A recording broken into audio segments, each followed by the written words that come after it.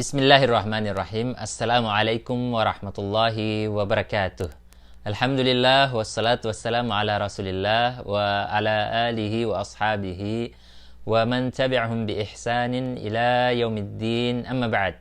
Kaum muslimin dan muslimat yang dimuliakan Allah Subhanahu wa taala, selamat datang dan selamat bergabung di program Ajari Aku Islam pada level yang kedua pada materi tauhid. Dan alhamdulillah pada kali ini kita sudah memasuki pertemuan yang ke-7, yaitu pembahasan yang berkaitan dengan beriman kepada kitab-kitab Allah Subhanahu wa taala. Maksud dari beriman kepada kitab-kitab Allah Subhanahu wa taala adalah membenarkan dengan pasti, baik dengan lisan kita maupun dengan hati kita, demikian juga dengan anggota tubuh kita, bahwa sesungguhnya Allah Subhanahu wa taala memiliki beberapa kitab yang diturunkan kepada nabi-nabi dan rasul, dan mengimani bahwa Al-Qur'anul Karim meralat atau menghapus kitab-kitab sebelumnya. Dan juga Allah Subhanahu wa taala mengistimewakan dengan kelebihan-kelebihan yang tidak dimiliki oleh kitab sebelumnya. Dan sesungguhnya ia benar-benar firman Allah Subhanahu wa taala berupa tulisan dan perkataan.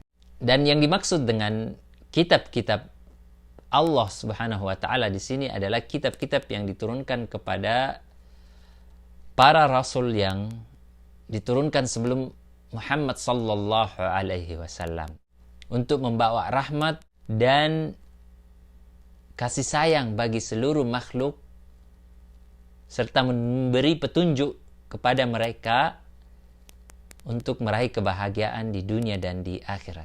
Beriman kepada kitab-kitab Allah Subhanahu wa taala mencakup 4 hal. Yang pertama adalah mengimani bahwa kitab ini benar-benar diturunkan dari Allah Subhanahu wa taala, bukan dari selainnya. Kemudian yang kedua adalah mengimani nama-nama kitab tersebut sesuai dengan yang diberitahukan kepada kita di dalam Al-Quran. Seperti Al-Quran diturunkan kepada Nabi besar Muhammad sallallahu alaihi wasallam. Kemudian Taurat diturunkan kepada Nabi Musa alaihi salam. Demikian juga Injil diturunkan kepada Nabi Isa alaihi salam. Zabur diturunkan kepada Nabi Daud alaihi salam.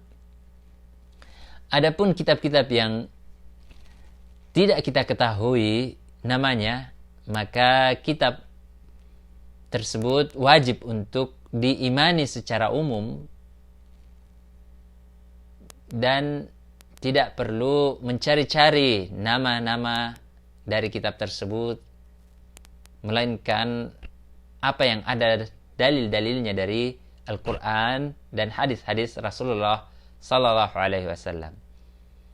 Kemudian yang ketiga adalah membenarkan berita-berita yang benar dari Al-Quran dan pengkabaran yang datang dari kitab-kitab terdahulu yang tidak dirubah dan tidak diganti serta tidak diselewengkan oleh pengikutnya.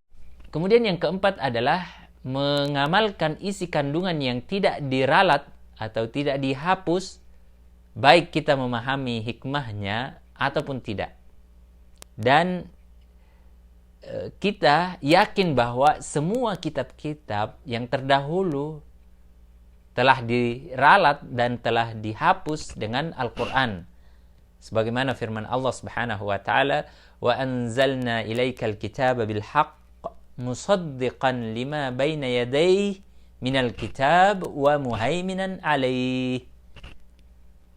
Dan kami telah turunkan kepadamu Al-Quran dengan membawa kebenaran membenarkan apa yang sebelumnya, yaitu kitab-kitab yang diturunkan sebelumnya, dan menjadi batu ujian kepada kitab-kitab yang lain itu. Oleh karena itu, tidak diperbolehkan bagi kita untuk mengamalkan syariat kitab-kitab terdahulu seperti Zabur, Taurat, Injil, kecuali yang benar darinya dan telah ditetapkan oleh Al-Quran. Atau dengan kata lain, syariat yang diturunkan kepada para nabi-nabi terdahulu melalui kitab seperti Zabur, Taurat, Injil, tidak dibenarkan bagi kita untuk beramal dengan syariat tersebut, kecuali syariat yang datang setelahnya, yaitu syariat Islam melalui Al-Quran, membenarkan syariat tersebut. Ada beberapa hikmah beriman kepada kitab-kitab Allah Subhanahu wa Ta'ala. Yang pertama adalah mengetahui besarnya perhatian Allah Subhanahu wa Ta'ala terhadap hamba-hambanya, sehingga dialah yang menurunkan untuk setiap umat kitab-kitab yang dapat memberikan petunjuk kepada mereka. Kemudian yang kedua adalah mengetahui hikmah dari syariat Allah Subhanahu wa Ta'ala, sehingga diturunkan pada setiap kaum hukum yang sesuai dengan kondisi mereka. Sebagaimana firman Allah Subhanahu wa Ta'ala, likullin ja'alna minkum syir'atan wa minhaja. Untuk setiap di antara kamu itu kami berikan aturan dan jalan yang terang. Kemudian yang terakhir adalah dapat membangkitkan rasa syukur kepada Allah Subhanahu wa Ta'ala atas segala karunia-Nya. Kalaulah sekiranya Allah Subhanahu wa Ta'ala tidak menurunkan kitab sebagai petunjuk kepada kita, maka niscaya kita akan menjadi kaum yang tersesat, kaum yang berada dalam kegelapan.